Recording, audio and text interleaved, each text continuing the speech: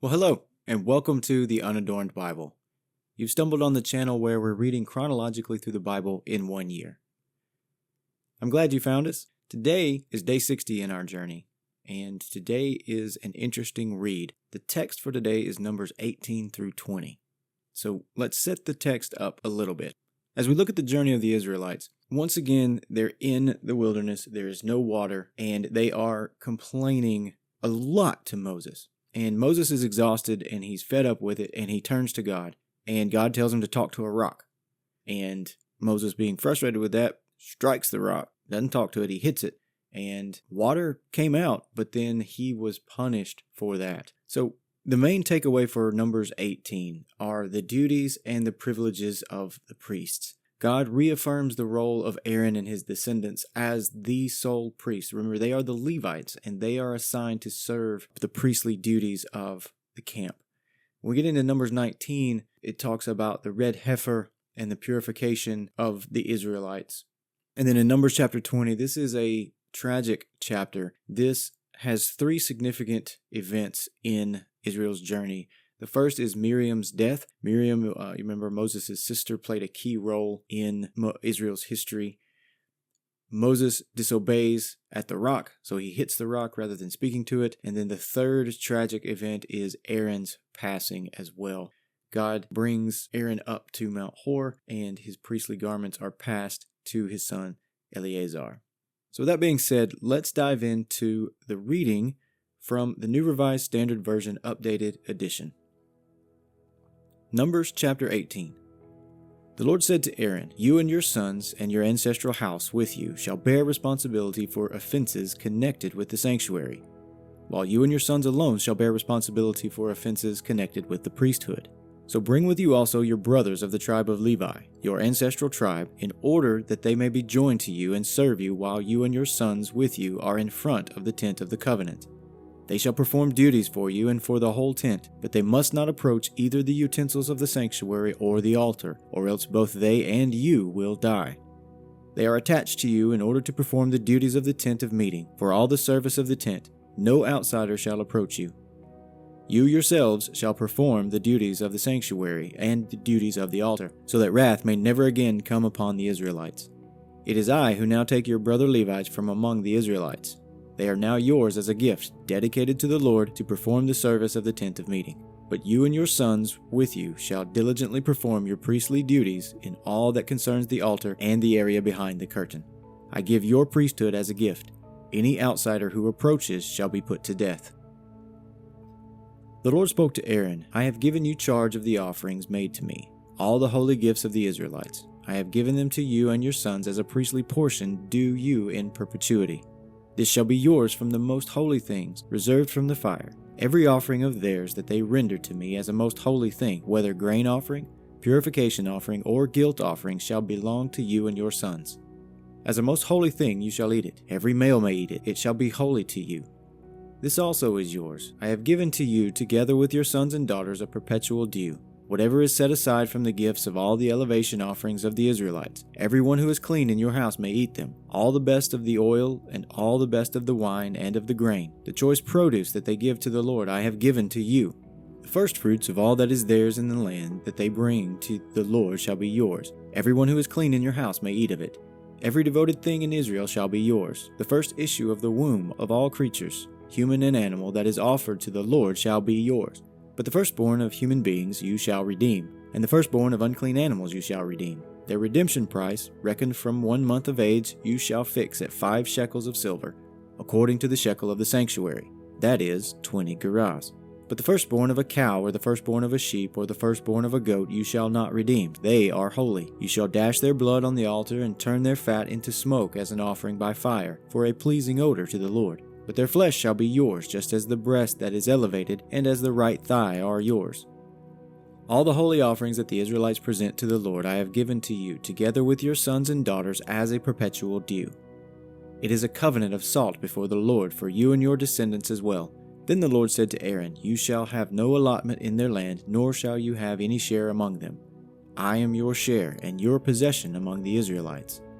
To the Levites I have given every tithe in Israel for a possession in return for the service that they perform. the service in the tent of meeting. From now on, the Israelites shall no longer approach the tent of meeting, or else they will incur guilt and die. But the Levites shall perform the service of the tent of meeting, and they shall bear responsibility for their own offenses. It shall be a perpetual statute throughout your generations. But among the Israelites they shall have no allotment, because I have given to the Levites as their portion the tithe of the Israelites, which they set apart as an offering to the Lord. Therefore I have said of them that they shall have no allotment among the Israelites. The Lord spoke to Moses, saying, You shall say to the Levites, when you receive from the Israelites the tithe that I have given you from them for your portion, you shall set apart an offering from it to the Lord, a tithe of the tithe. It shall be reckoned to you as your gift, the same as the grain of the threshing floor and the fullness of the winepress. Thus you shall also set apart an offering to the Lord from all the tithes that you receive from the Israelites, and from them you shall give the Lord's offering to the priest Aaron. Out of all the gifts to you, you shall set apart every offering due to the Lord. The best of all of them is the part to be consecrated. Say also to them, when you have set apart the best of it, the rest shall be reckoned to the Levites as produce of the threshing floor and as produce of the winepress. You may eat it in any place, you and your households, for it is your payment for your service in the tent of meeting. You shall incur no guilt by reason of it, when you have offered the best of it. But you shall not profane the holy gifts of the Israelites on pain of death. Chapter 19. The Lord spoke to Moses and Aaron, saying, This is a statute of the law that the Lord has commanded. Tell the Israelites to bring you a red heifer without defect, in which there is no blemish and on which no yoke has been laid. You shall give it to the priest Eleazar, and it shall be taken outside the camp and slaughtered in his presence. The priest Eleazar shall take some of its blood with his finger and sprinkle it 7 times towards the front of the tent of meeting. Then the heifer shall be burned in his sight. Its skin, its flesh, and its blood, with its entrails, shall be burned. The priest shall take cedar wood, hyssop, and crimson material, and throw them into the fire in which the heifer is burning. Then the priest shall wash his clothes and bathe his body in water, and afterwards he may come into the camp, but the priest shall remain unclean until evening. The one who burns the heifer shall wash his clothes in water and bathe his body in water. He shall remain unclean until evening. Then someone who is clean shall gather up the ashes of the heifer and deposit them outside the camp in a clean place. And they shall be kept for the congregation of the Israelites, for the water for cleansing. It is a purification offering. The one who gathers the ashes of the heifer shall wash his clothes and be unclean until evening. This shall be a perpetual statute for the Israelites and for the alien residing among them. Those who touch the dead body of any human being shall be unclean 7 days. They shall purify themselves with the water on the 3rd day and on the 7th day, and so be clean. But if they do not purify themselves on the 3rd day and on the 7th day, they will not become clean. All who touch a corpse, the body of a human being who has died, and do not purify themselves, defile the tabernacle of the Lord. Such persons shall be cut off from Israel. Since water for cleansing was not dashed on them, they remain unclean. Their uncleanness is still on them. This is the law when someone dies in a tent. Everyone who comes into the tent and everyone who is in the tent shall be unclean 7 days. And every open vessel with no cover fastened on it is unclean. Whoever is in the open field touches one who has been killed by a sword, or who has died naturally, or a human bone, or a grave, shall be unclean 7 days. For the unclean they shall take some ashes of the burnt purification offering, and running water shall be added in a vessel. Then a clean person shall take hyssop, dip it in the water, and sprinkle it on the tent, on all the furnishings, on the persons who were there, and on whoever touched the bone, the slain, the corpse, or the grave. The clean person shall sprinkle the unclean ones on the 3rd day and on the 7th day, thus purifying them on the 7th day. Then they shall wash their clothes and bathe themselves in water, and at evening they shall be clean. Any who are unclean but do not purify themselves, those persons shall be cut off from the assembly, for they have defiled the sanctuary of the Lord. Since the water for cleansing has not been dashed on them, they are unclean. It shall be a perpetual statute for them. The one who sprinkles the water for cleansing shall wash his clothes, and whoever touches the water for cleansing shall be unclean until the evening. Whatever the unclean person touches shall be unclean, and anyone who touches it shall be unclean until the evening. Chapter 20. The Israelites, the whole congregation, came together in the wilderness of Zin in the 1st month, and the people stayed in Kadesh. Miriam died there and was buried. Now there was no water for the congregation, so they gathered together against Moses and against Aaron. The people quarreled with Moses and said, Would that we had died when our kindred died before the Lord. Why have you brought the assembly of the Lord into this wilderness for us and our livestock to die here?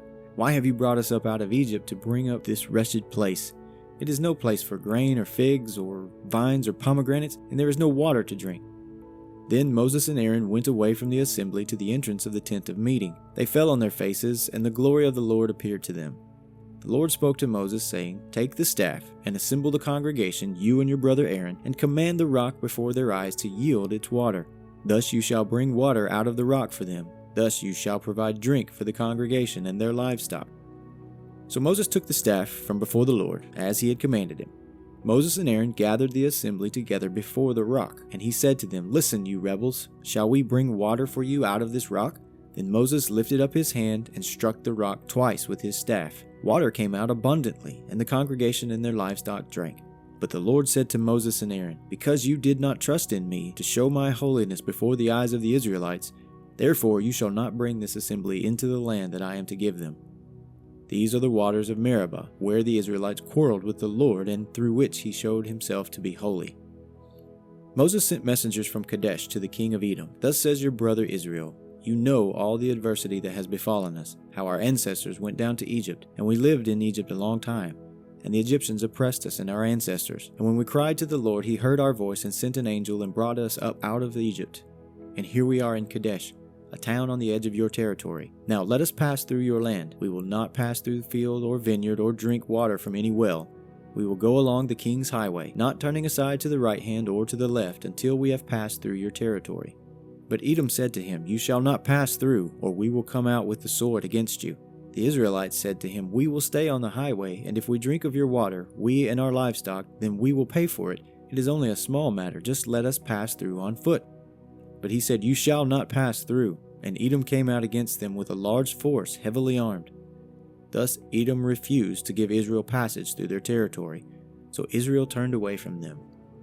They set out from Kadesh, and the Israelites, the whole congregation, came to Mount Hor. Then the Lord said to Moses and Aaron at Mount Hor, on the border of the land of Edom, "Let Aaron be gathered to his people, for he shall not enter the land that I have given to the Israelites, because you rebelled against my command at the waters of Meribah. Take Aaron and his son Eleazar, and bring them up on Mount Hor. Strip Aaron of his vestments, and put them on his son Eleazar. But Aaron shall be gathered to his people, and shall die there." Moses did as the Lord commanded. They went up Mount Hor in the sight of the whole congregation. Moses stripped Aaron of his vestments and put them on his son Eleazar, and Aaron died there on top of the mountain. Moses and Eleazar came down from the mountain. When all the congregation saw that Aaron had died, all the house of Israel mourned Aaron for 30 days. This ends the reading for today, day 60 of our chronological journey through the Bible.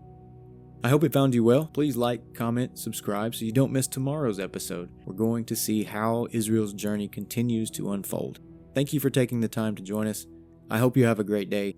I'll talk with you tomorrow. Take care.